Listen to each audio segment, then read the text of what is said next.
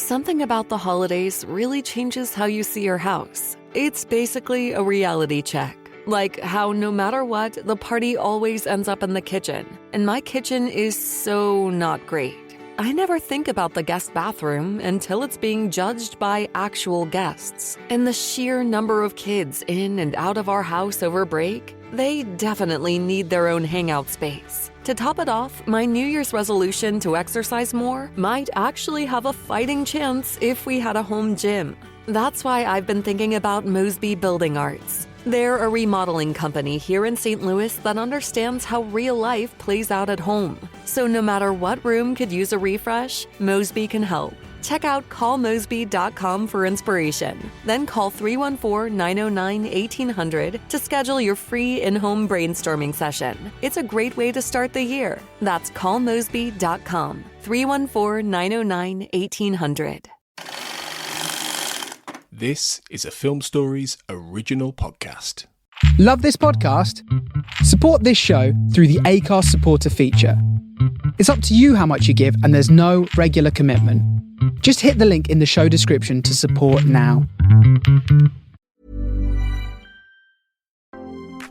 We get it. Life gets busy. Luckily, with Peloton Tread, you can still get the challenging workouts you crave. Only have 10 minutes? Take a quick Peloton workout. Want to go all out? Chase down your goals with 20 to 45-minute tread workouts. No matter your goals or time, Peloton has everything you need to become everything you want. Find your push. Find your power. Peloton. Visit onepeloton.com. My dad works in B2B marketing. He came by my school for career day and said he was a big ROAS man. Then he told everyone how much he loved calculating his return on ad spend. My friends still laugh at me to this day. Not everyone gets B2B, but with LinkedIn, you'll be able to reach people who do. Get a $100 credit on your next ad campaign. Go to linkedin.com/results to claim your credit. That's linkedin.com/results. Terms and conditions apply. LinkedIn, the place to be, to be. What makes a great pair of glasses? At Warby Parker, it's all the invisible extras without the extra cost. Their designer quality frames start at $95, including prescription lenses, plus scratch-resistant, smudge-resistant, and anti-reflective coatings, and UV protection, and free adjustments for life. To find your next pair of glasses, sunglasses, or contact lenses, or to find the Warby Parker store nearest you, head over to warbyparker.com. That's warbyparker.com.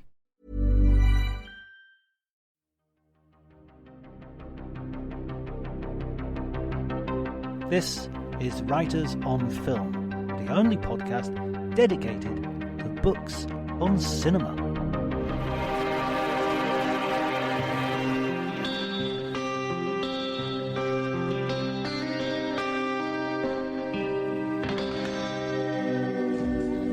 Hello everybody and welcome to Writers on Film Festivals. This is, what report is this, number 4, I think? This is report number 4 from the Venice Film Festival, the 81st Venice Film Festival, and we've returned to where it all began, the Beetlejuice Terrace, looking out on the Adriatic Sea and the beautiful beach, and there's a generic beat playing in the background, and I am joined once more by David Morriquand, who I'd really appreciate if you didn't call me, what was it you said? The owner of Euronews. Yeah, exactly. No, yes, from... Recently fired from Euronews for claiming to be the owner of Euronews. Thank you, John. And Amber Bryce. Welcome, Amber. Thank you. Very happy to be back. It feels like only yesterday we were together. And indeed it was. And Amber is in charge of the social medias of Euronews as well. So she'll be, she's been all over the festival covering press conferences and whatnot. And we're going to really talk about one thing today, which is Joker. And my French escapes me, so I'm going to move to the French speaker for this. Joker. Folie à deux. There you go. That will be a name that I don't think will ever be pronounced in most cinemas in non-French language territories. Although I have to admit, I wrote a whole article on Euronews Culture, please, that cheeky plug, but on how the marketing for Joker Folie Deux got the grammar of the French wrong in the original thing. There's a little accent on the A, and they got it the wrong way round. And essentially they changed it, but yeah, it was a little bit embarrassing. That must have cost a little bit of money, but at least it's not as embarrassing as the Megalopolis critics quotes scandal. Yeah, quite. There's something for a social media manager like you, Amber, to take note of. 100%. I mean, it certainly got them a lot of attention, and I mean, that film has really benefited from all the bad press, hasn't it? So I'm gutted I didn't see it at Cannes. I'm excited to see. I keep saying to David, I just can't wait to see if they do the intermission thing, where they spoke to the screen. Do you think they're going to do that in all cinemas? I don't think they'll do it in all cinemas. I think they'll definitely do it in all festivals, though. And is it showing at London? I think so, yes, and which would be a good thing for you, Amber. The London Film Festival? Yes, I'm pretty sure that it will be showing there, so maybe you can catch it there, but my God, I hated that film. I know, but let's move on collectively, but just that didn't work. You can refer to an earlier episode from our Cannes series of Writers on Film Festivals for that episode. Also, as I mentioned, the London Film Festival's just been published today a event which I will be hosting with an interview with Tim Roby about his new book, Box Office Poison, about film flops. So tickets will be available at the beginning of October for that event, and I'm really looking forward to it. It's the first time I've hosted an event for the London Film Festival. I'm really pleased to be there. Well, John, I'm so happy you say this because I'm going to the London Film Festival this year, so I'll get tickets to that. Great! Yeah. Wait until you see that it clashes with Megalopolis, and all your promises will be as nothing. We've just been talking about film festivals generally, so just before we move on to Joker 2, as it will now be known for convenience, I wanted to get your impression of film festivals. You've had a few days now, Amber. This is your first major film festival. So, what do you think of the experience so far? I'm really enjoying it. I feel so privileged to be here. Every time I go into a film and I'm in the screening, it just feels so exciting. The atmosphere is it's just really something. It feels so, I don't know, kind of surreal to be here. But, I mean, one thing that has hit me is just how tiring it is just watching films, and just watching particularly the competition ones in the morning, and then you're like, oh my goodness, half the day's gone, and I haven't even done any writing or anything else yet, and it is surprisingly, it takes a lot out of you, and I've only probably managed to see about 3 films max, I think, if that. I don't even know, maybe just 2 films max a day, and that's felt like quite a lot. So but no, I've really enjoyed it, and just meeting other film fans as well is always great. And plurality of opinion, as you were mentioning as well, because we were discussing, and we'll get into this with Joker, but it's kind of lovely when you get to meet film fans such as yourself, John, and Nick, who was on one of these episodes, and Amber, who don't take it too personally and don't see it as a personal offence, where you can disagree in a constructive way as opposed to just get your heckles up. Yeah, I think you've got to get, as a critic, as somebody who writes about film, as somebody who watches a lot of films, has a lot of opinions, you've got to get into the habit of being wrong about stuff as well, and knowing how to listen to other people and exchange opinions in a respectful, lively, fun way. People often accuse film festivals as being somewhat elitist, and it's certainly difficult financially to get here and to get jobs in the industry which allow you to come to these places. But I think once here, there's a real plurality of opinion, as you said, and a real democratic sense of, I don't care what the film is, someone will love it and someone will hate it, and they will all have really good reasons for doing so. It's rare that I agree with someone 100% about all the films, and if I do, I find I immediately suspect them or myself for why are we having this group think, you know? Right, and it's something that I mentioned to you on one of these previous podcasts here in Venice, is that it's always just a joy to be able to talk about these films, and we can be completely contrasting on our opinions, but that there's a shared level of respect, because like I know this sounds like a cliche at this point, but every single critic is watching a different film, and everyone will have their own unique take on it, and sometimes there'll be very similar takes, sometimes they'll be wildly contrasting, but I think that is the joy of these film festivals, that we're privileged enough to see these films in advance compared to the usual public, and you know, if you disagree with one take, it's not the end of the world. There are other opinions available, and Amber, you were mentioning one of your friends who has a major problem with this. Yeah, I've definitely run into issues in the past with some conversations with friends where I think some people can be sensitive to, if you say that you don't like something and they loved it, they feel a personal attack, that their opinion is somehow wrong.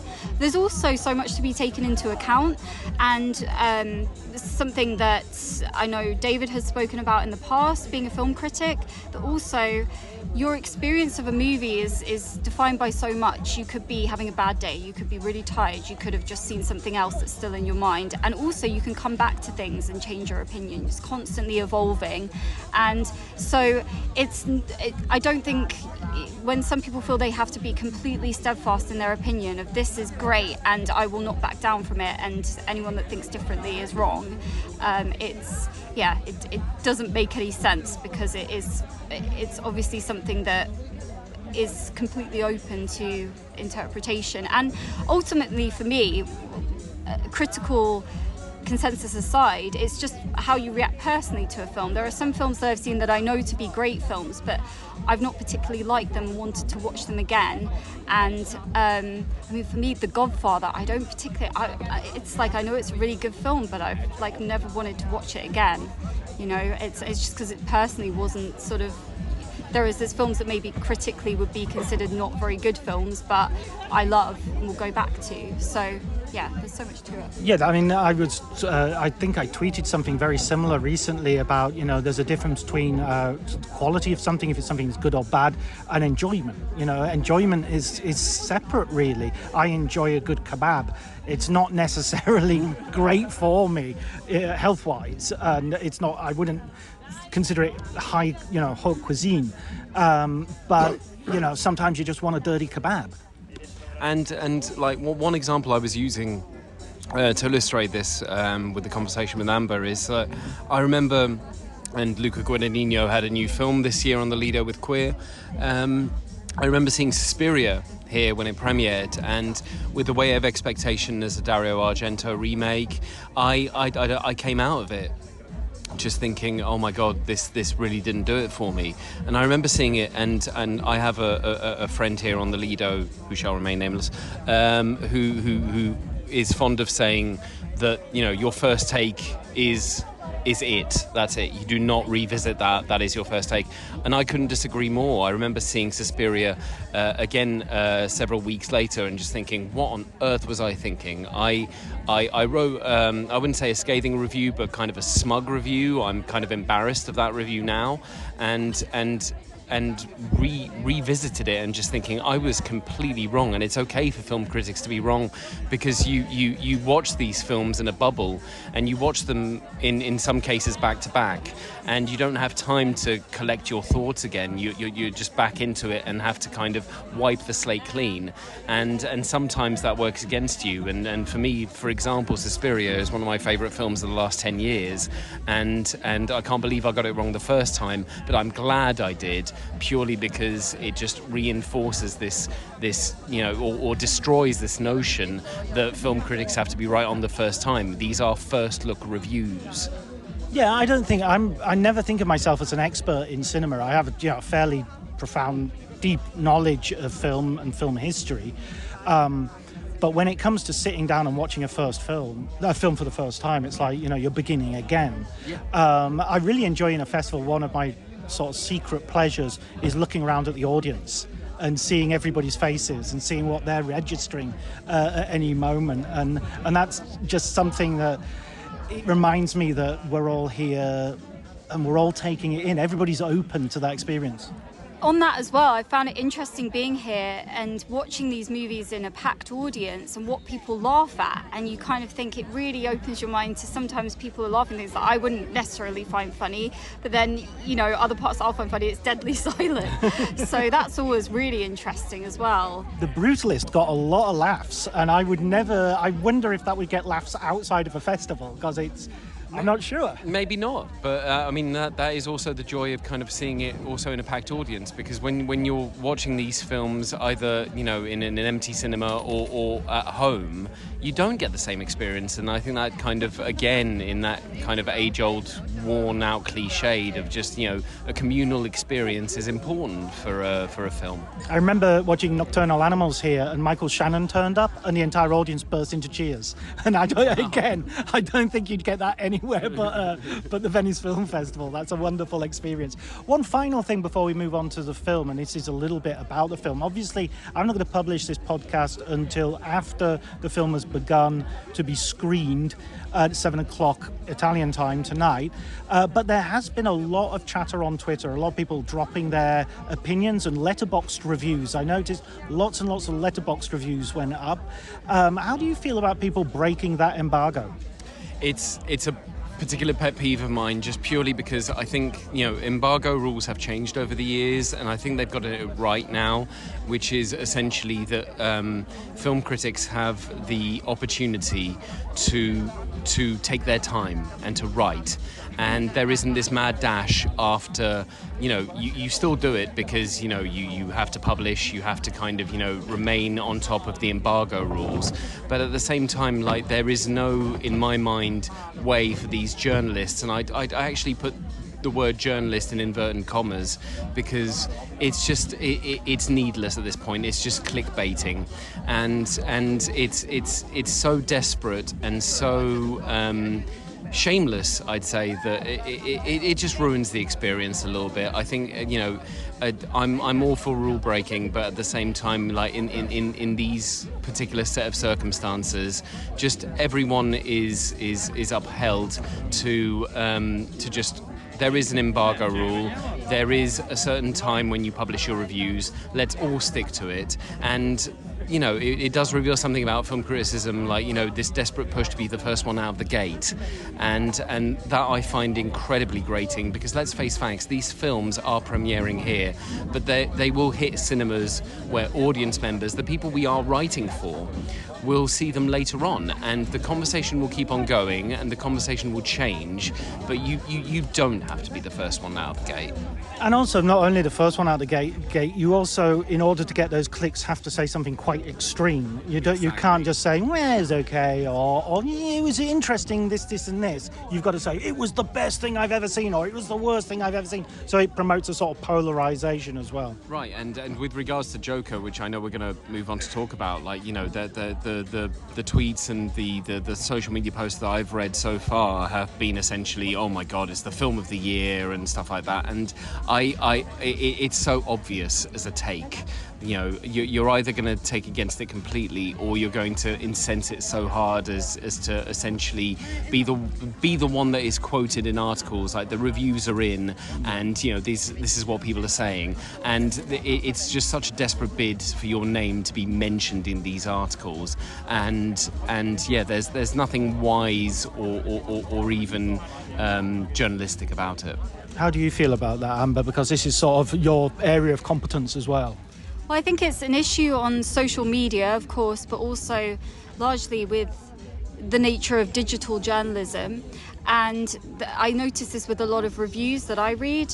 They need to lead in with a headline that's very extreme, and you lose all nuance on social media because people need to put across a very impassioned, extreme opinion to get attention.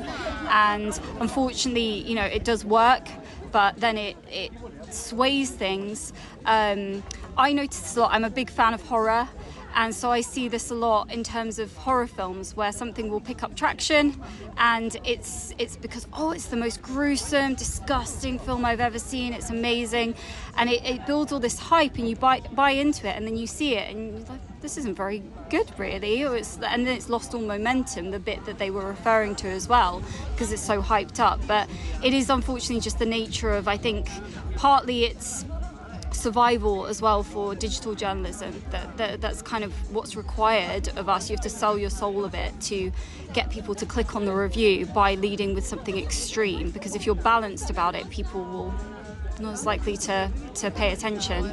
But the danger, of course, is a race to the bottom as people stop trusting and stop reading stuff, because, as you say, they actually go to see the films, and then most films are 3-star films. And I know one publication who will go unnamed, which essentially bans its journalists from giving them 3-star reviews. You either have to give it a 4 or a 2. A 5 or a 1 obviously are also open, but if you want to give a 3, they say, well, is it a 2-star or a 4-star free? Interesting. And a part of... And that's a British newspaper. I see. So it's not digital media. That's fascinating to me, what you've just said, because it is reflective on everything Amber just said, and I don't know, some films are 3-star, and this is also a thing about even giving star ratings in the first place, because some publications don't, and I know Sight and Sound, Variety, for example, and we at Euronews don't as well, and the point is that yes, it is one of those things where it is an automatic and very immediate indicator of what we thought of that film, but then there's also that kind of risk of, will people actually bother to read the rest of the review? Yeah.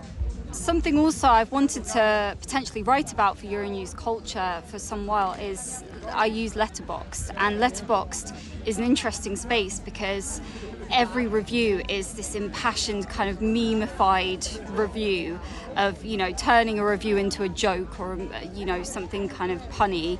And it completely sways. It's not a realistic depiction of what the film is like at all. But it's almost like people jump on there and they just need to kind of get out their emotions of it. And also they want it to be the best liked review. So they go with something funny and extreme. And the reduction of using star ratings, I think that can limit things as well. Because it's actually, I always try and rate things on Letterboxd. A lot of things I rate are about 2.5 to 3.5 stars, because most films there's a balance in there. It's rare that you get a film that is 5 stars. So I think it's just, and it's interesting how that's swaying, because a lot of people choose movies based on Letterboxd reviews now. So I wonder if that is kind of detracting people from actually watching a lot of stuff, because they're like, it's only got, mid reviews. Absolutely. I totally agree. I think there's nothing wrong with a 3-star review, 3-star, or a 3-star film for that matter. Good, decent 3-star film. Air Force One is a good, decent 3-star film, And I know I'm going to come at me, haters. I don't care. Right. Let's get on to Joker Part 2, or Joker 2, let's call it. So we're going to do this in 2 parts. We're going to do a sort of spoiler-free, what we all think, and then we'll delve into it a little bit deeper, and we'll not be too concerned about giving away spoilers. So we've already established that we disagree. Let's hear your sides, and then I'll come in and knock you down one by one. Because, as you say, we have established on this podcast that you are right, we are wrong, and we are your dancing monkeys. Yeah, I tolerate that. Yeah, and we're fine with it. We understand what the status quo is, and we like it, John. That's our deep, dark secret. This didn't work for me at all. I didn't like the first one too much, but I appreciated what it was trying to do. And there was, of course, when it premiered in Venice, this whole conversation about it being incel-friendly and all of these things, and that, I think, got very out of hand. But as for Joker 2, Folie Deux, sorry, I had to drop that one in again. I don't know. I think that it was essentially written by somebody who doesn't know how to write, and I found it a little bit dull, a little bit grating. and just a little bit unnecessary. And in general, it's a film that does deal with the aftermath of the first film, which I appreciate. And there are certainly some very, very good performances in it. You know, as we were mentioning about, giving our takes. There, you can dislike a film and appreciate certain things about it.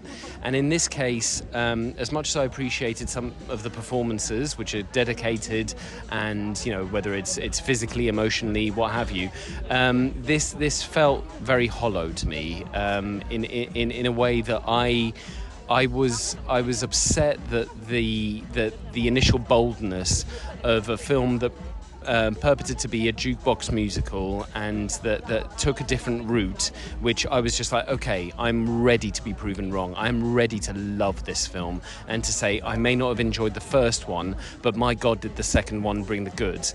And I ended up wanting it to take a bolder swing and to be a full-on musical. I almost needed it to be like a musical from start to finish, because that would have made a more cohesive and more unique vision.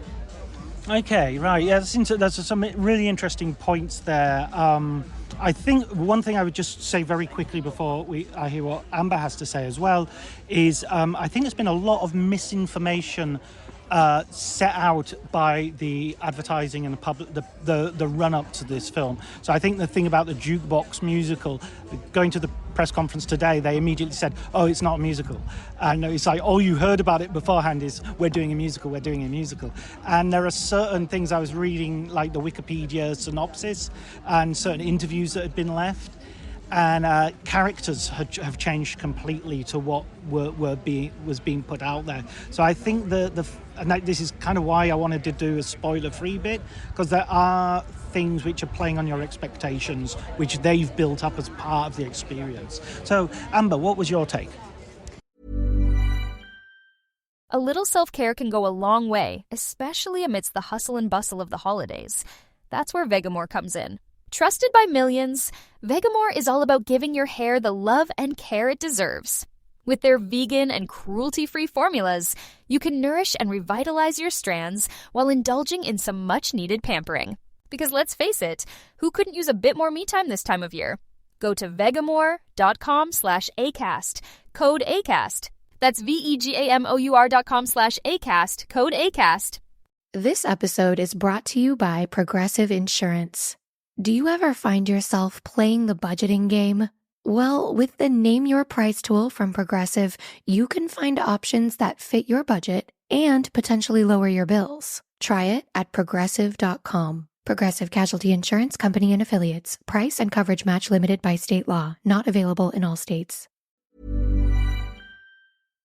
That's interesting, firstly, because I think that is a problem we run into now with social media again, with marketing. Something that I experienced this with was the film Longlegs, where it had this excellent marketing campaign, but it actually set it up to be, it was kind of quite different when you saw the film, because, the marketing is never going to match completely what it is, and especially if you're seeing a trailer a year or something, but even 6 months before you see the film, it's going to be very different and give you a different idea. So that's interesting to know. For me personally, I didn't like this either.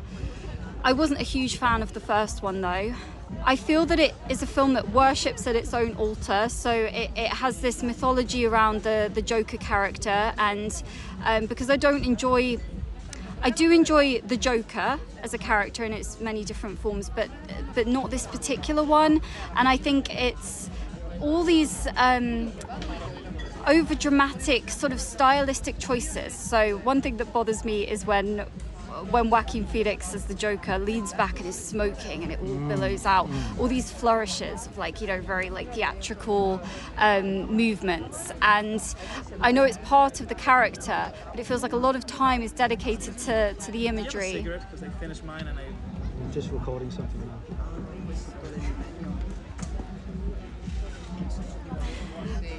Shall I carry on?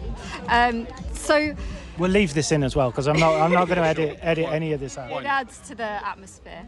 So The way the guy shrunk away when I said that as well, I gave him a Paddington stare. Yeah, and I felt a little bit like I caught a little bit of that stare, and I was just like, John, I haven't seen this side of you, and quite frankly, yes, please. It was. We're going back to baby girl on this one. From now on, you are baby girl. So I'm trying to articulate this without ranting incoherently about it, but hopefully it will make sense. That I feel like the character is so in love with itself, and it limits itself through that. And rarely do we sort of expand out into other areas of the universe. I felt like in this. Other things that bothered me, I thought the writing I didn't like this character, that you start to kind of in going into detail of the character as well, you start to limit the character sometimes and you get a bit sick of them. I also didn't feel much chemistry between Lady Gaga and Joaquin Phoenix, actually. I wanted more from their relationship. I wanted them to have experiences together, to go and do more things together, and that felt quite limited. And the musical numbers, I enjoyed some of them. I actually did enjoy the visuals of this movie a lot, but it was in too quick succession. I wanted a bit of a gap between the songs so that they have more of an impact. Listen, we're going to have to move straight into spoilers. Before we do, I'll give my sort of a brief sort of what I think. But I think to sort of respond to your criticisms and put my own thoughts across, it is too difficult to do that without inadvertently or advertently spoiling stuff. So let's do that. So first, before we go into spoilers, I am much more positive about the film. I really did like the first film. I gave it a 5-star review. I was very taken by. I thought it was imaginative. I thought it was, to some degree, quite subversive. I've got no problem with it relating an incel experience, because that is also a human experience, and that needs. Travis Bickle is kind of a bit of an incel, frankly, and if Taxi Driver was made today, it would get much the same, and especially if you read Paul Schrader's original script, which is full of misogyny, it might not be appreciated in quite the same way as it was at the time it was released. So I think the original was great. This one, I think, was very bold in the way it didn't repeat the original. It didn't repeat the same beats. And it very much is part 2 of the story. So I thought that was good. I think there were longueurs. I think there were moments in the film where I was a little bit bored. Things were moved slowly. I think there was a little bit too much slow motion. I know exactly what you mean, Amber, with the sort of leaning back. There's slightly affectation, but yeah, there were bits that bothered me there. There were a few loose ends that the film had difficulty tying up. But in order to really give a robust defense of the film, I feel that it's now time to enter spoiler territory. So I'm going to do that straight away. So if you don't want the film spoiled, come back, bookmark this place and come back when you've seen the film.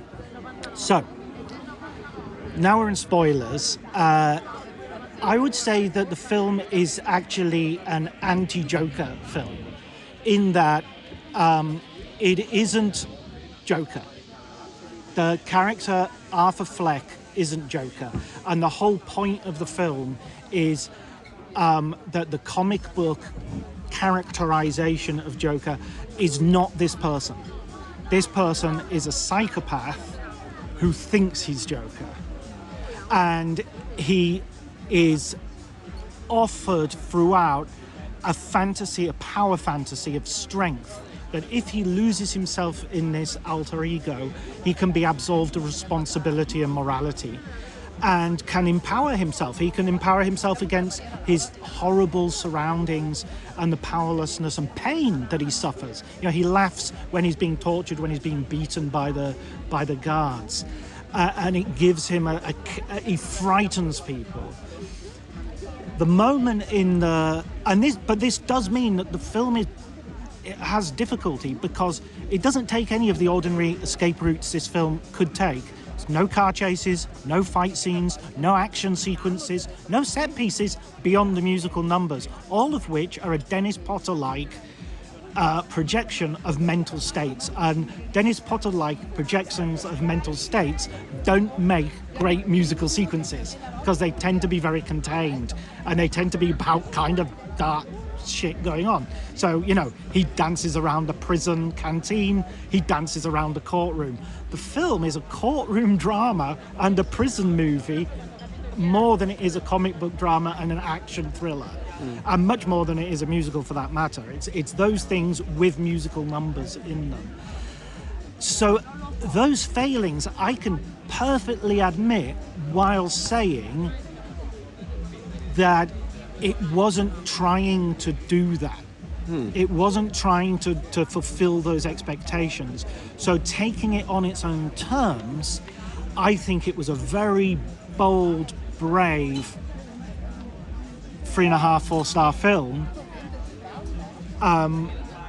And it might have fallen perhaps and not been as completely brilliant as it could have been. But I really respect the fact that that's what they were trying for, rather than giving me something which was much more crowd-pleasing. And I do think this film is going to be very, very... I think there's a real danger this film will do very badly on its second week. Interesting. You see, when you say that, it's fascinating that you mention that, because I think that the parts that you mentioned, I really did enjoy the fact that, like you say, he is somebody who is playing Joker, or Joker is more than just one man. It is something that can be passed on to somebody else. It's a mantle almost, and the film does that much in the same way. I appreciate it, even if in Christopher Nolan's The Dark Knight Rises there is that line about the cowl, the Batman persona being something. It's not about one man, it's about an ideal. And the film does touch upon this, and especially towards the end, and because we're in spoiler territory, we're not going to be getting any more Joaquin Phoenix as the Joker, but his mantle will be passed on in this case to a prison inmate, in a sense that I would almost have wanted, and I expected, that the Harley Quinn character played by Lady Gaga could have essentially, because she is very clearly, and I have to admit this is one of my problems with this film, is I found it incredibly predictable, that at no point do you, in that relationship, do you feel like you know something's amiss. There isn't a twist there, and maybe it wasn't aiming for a twist, but there's something there which I think is a bit of a miss, to the extent that I almost wanted, like I said earlier on when we weren't talking spoilers, for either this film to be a full-on musical, or to be purely from Lady Gaga's perspective, her character's perspective, that we almost also just saw Arthur Fleck / the Joker, because the whole film plays from the beginning as a Looney Tunes cartoon to some of the comments made by... Which I loved, by yes, and some of the comments made by his psychologist in the film, played by Kathleen Turner, of just there is a split personality, that it is essentially Folie à Deux, the title, can refer to the fact that it is a shared delusion, and you assume it's the shared delusion that Joker / Arthur Fleck has with Harley Quinn, but it is almost the shared delusion that Arthur Fleck has with his own self, with his alter ego. That's the Folie à Deux at the heart of this film, and it is interesting in that respect. I just wish more would have been done with it, and I just wish there was just a little bit more boldness. And I appreciate what you said, John, about the fact that it is a bold swing. I needed it to be bolder. What do you think, Amber? So I find it very interesting what you say, because I do think that it is an important exploration of something that is very much a problem in society at the moment, particularly with younger men.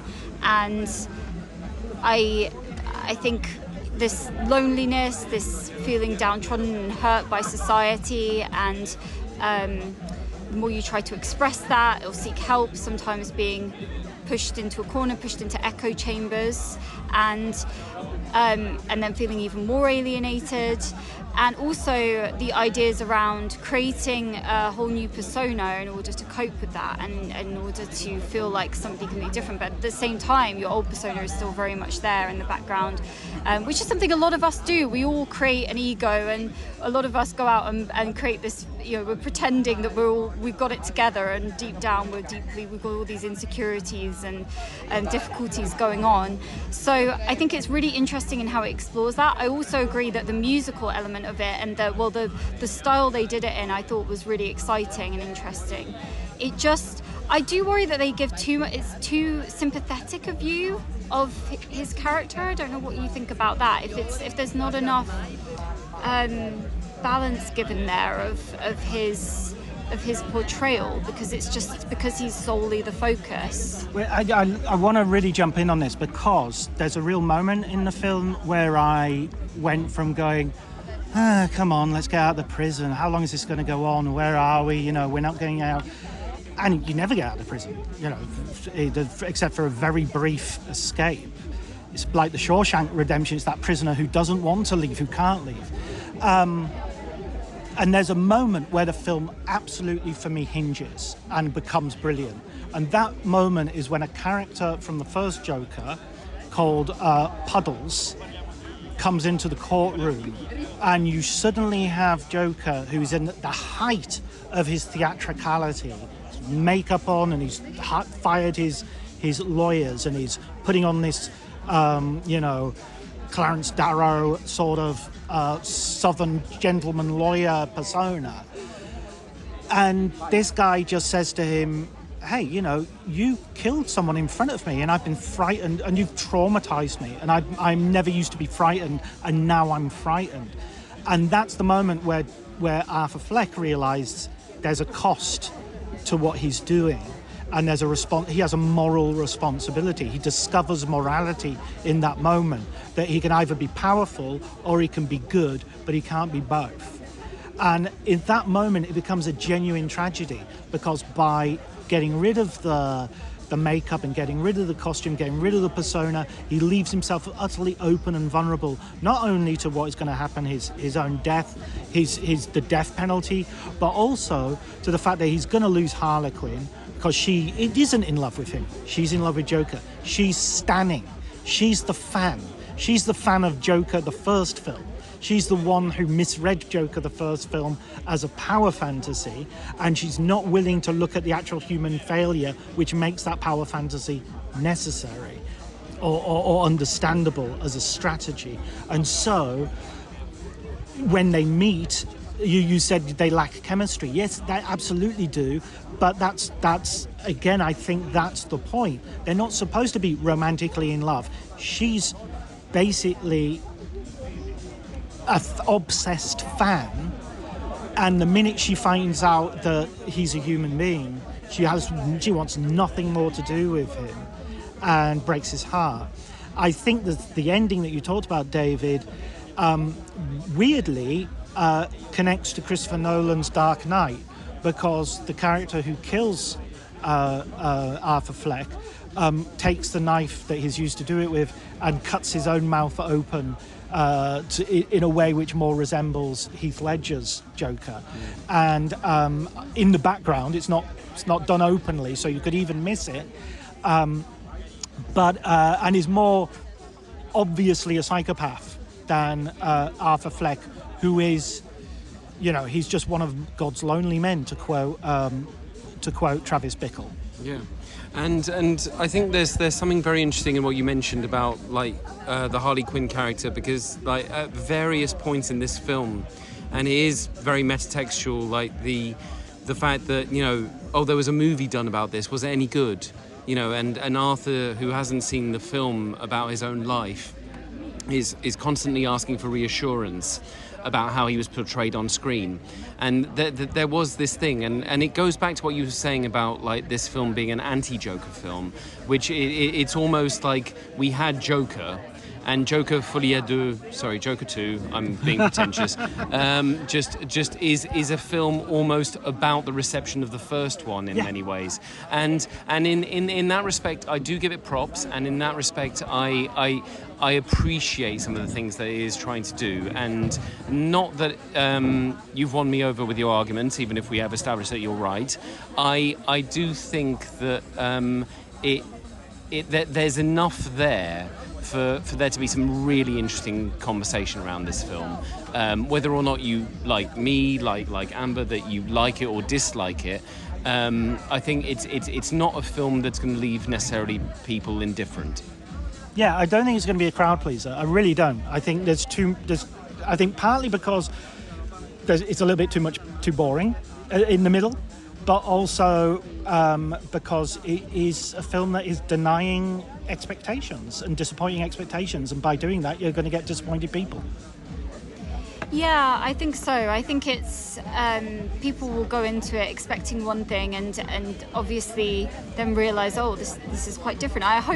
What I do hope is that people have as nuanced a reception to it, because I think maybe the first one lacked that a little bit, and certainly I've seen in some spaces online, people just, it's that classic thing of make a film your personality, and I actually idolise the Joker because, and in a way, it's quite sweet because people saw things in the Joker, and this is female friends as well that I have that recognised struggles in the Joker character and why he acted in certain ways that he did.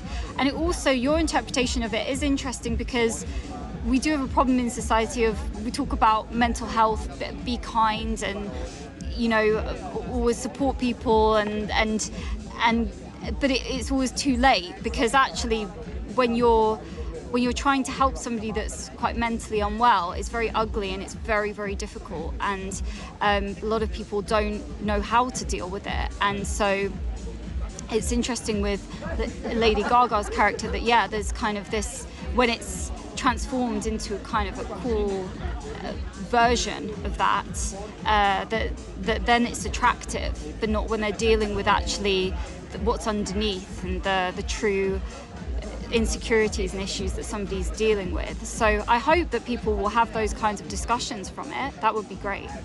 Yeah, absolutely. I just feel that there's so much to talk about with this, and it's such an interesting film to have brought to Venice. Obviously, Venice was where we premiered the first installment. I actually won the Golden Lion. Do you think it could pick up any prizes here?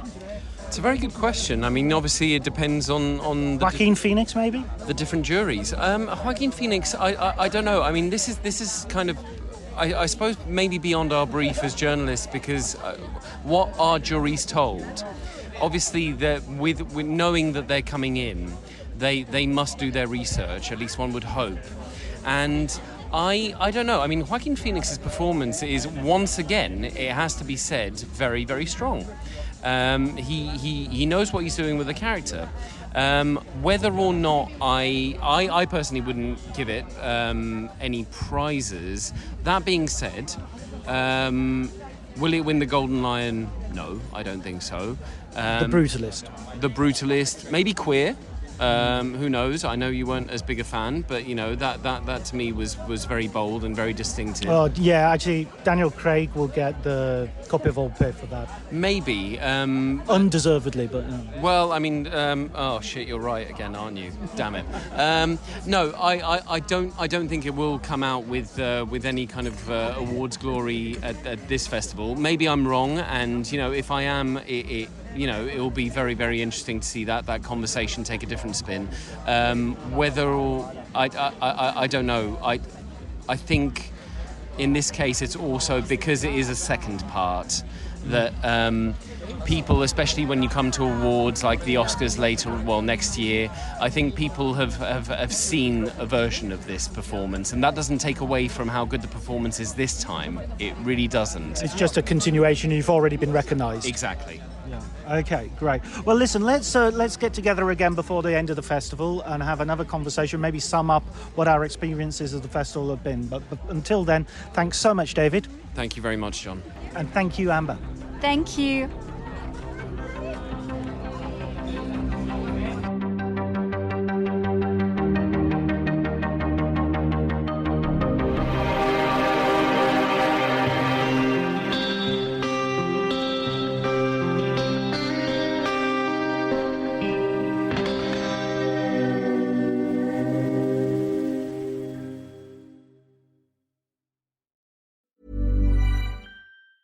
$1-800-Flowers.com knows that a gift is never just a gift. A gift is an expression of everything you feel and helps build more meaningful relationships. 1-800-Flowers takes the pressure off by helping you navigate life's important moments by making it simple to find the perfect gift. From flowers and cookies to cake and chocolate, 1-800-Flowers helps guide you in finding the right gift to say how you feel. To learn more, visit 1-800-Flowers.com/ACAST. That's 1-800-Flowers.com/ACAST. This episode is brought to you by Progressive Insurance.